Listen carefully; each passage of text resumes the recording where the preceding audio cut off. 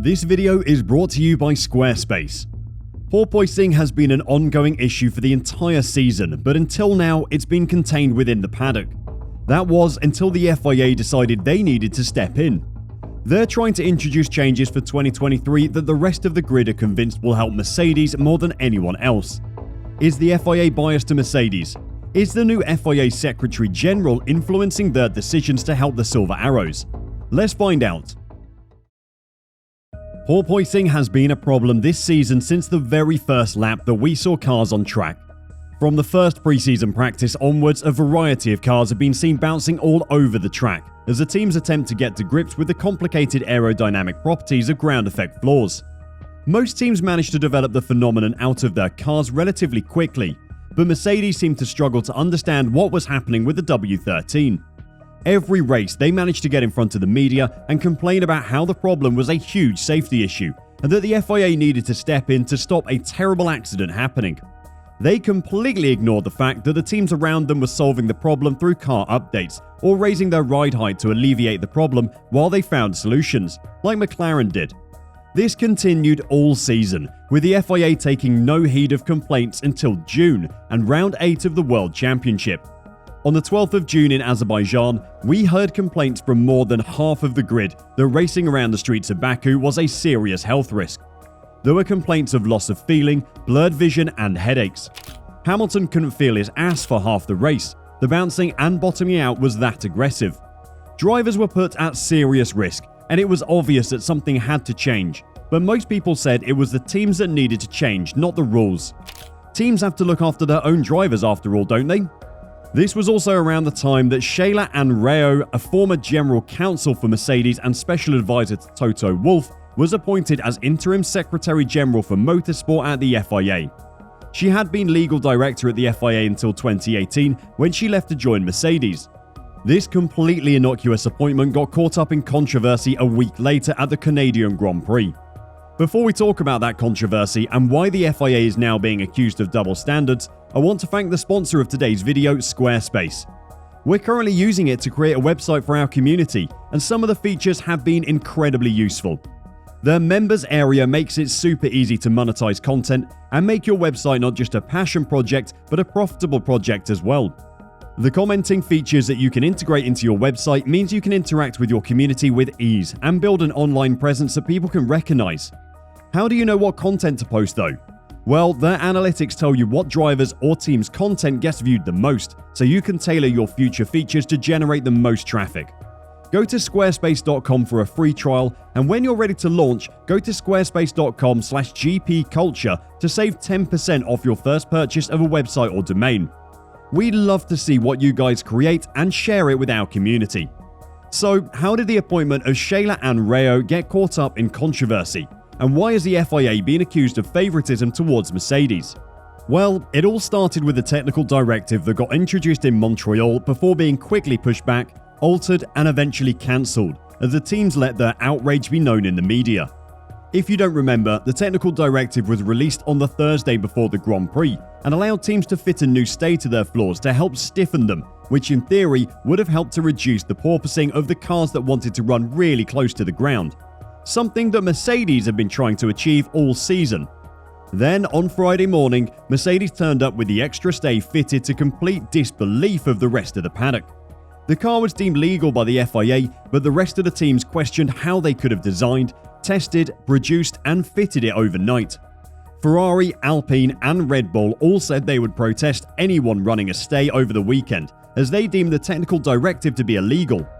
They also implied that Mercedes knew about the rule change before it happened, without saying that the FIA had given them the information. This is how Sheila Anrao got drawn into the whole thing. A former high-ranking Mercedes employee and special counsel to Toto Wolff joins the FIA, and then Mercedes seemed to know about a technical directive before it is announced. People were not happy. The regulation changes in the technical directive weren't legal anyway, as they hadn't gone through the proper process, and even if they had, no one apart from Mercedes would have been in favor of the implementation, so it would never have been made legal. Since being beaten back on technical changes for this season, the FIA are now trying to make changes for next season. The rest of the grid was already convinced the FIA was out to help Mercedes, but the proposed changes for 2023 have just set it in stone for some team bosses. Ahead of the French Grand Prix, the FIA said it was proposing technical changes that in theory would help alleviate porpoising, but there is some disagreement over how necessary the changes are. The FIA is trying to implement the changes on the grounds of safety, but currently there are at least 5 teams against the rule changes. The proposals set out in the Technical Advisory Committee meeting are aimed at limiting the design scope of the cars by lifting some of them up off the ground. This includes raising the throat of the diffuser by a yet-to-be-determined amount, whilst the floor edges also will be raised by 25mm. Plus, in order that the teams don't overtly flex the floor edges to overcome these new technical dimension restrictions, more stringent lateral floor deflection tests will be introduced. The FIA also plans to monitor things more closely, with the introduction of a more accurate sensor that will help to quantify aerodynamic oscillation of the car. Mercedes have been very vocal in wanting change from the FIA and have been very vocal in what they want changing as well. They've been trying to force the FIA into action for months now, but the problem is that it's coming too late. If Mercedes wanted change to happen, it needed to happen far earlier in the season. Development of the 2023 cars is already well underway, and for the smaller teams, large-scale rule changes like these will cost millions of dollars they don't have. This is something that Christian Horner has pointed out. Horner thought that smaller teams who opposed the tweaks were even more excited about it than we are, and would have a bigger voice about this than me. It's too late to redesign a car now for next year, Horner said. If they're talking about the 25mm rises in the floor height, that's a completely different set of aerodynamics. It shouldn't be too surprising then that Haas and Alfa Romeo are in the list of opposed teams with Ferrari, Red Bull and AlphaTauri.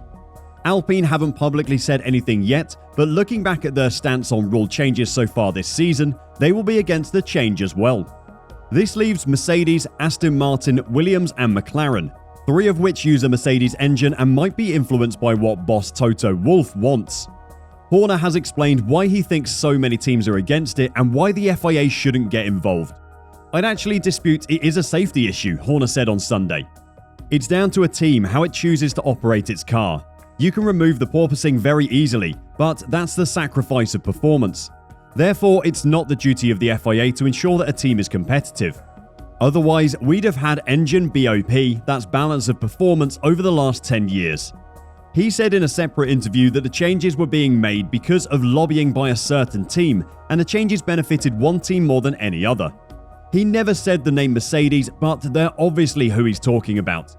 I think there's an awful lot of lobbying to change the regulation significantly for next year, so a certain team can run its car lower and benefit from that concept. You don't have to be an investigative journalist to read between the lines there. It isn't just Horner who's trying to stop the change in rules though. Ferrari have taken it one step further. The Mercedes pair of Lewis Hamilton and George Russell have voiced their support of the change, but Mattia Binotto has warned that he will formally protest any attempts to implement the planned changes, which could mean going all the way to a legal challenge.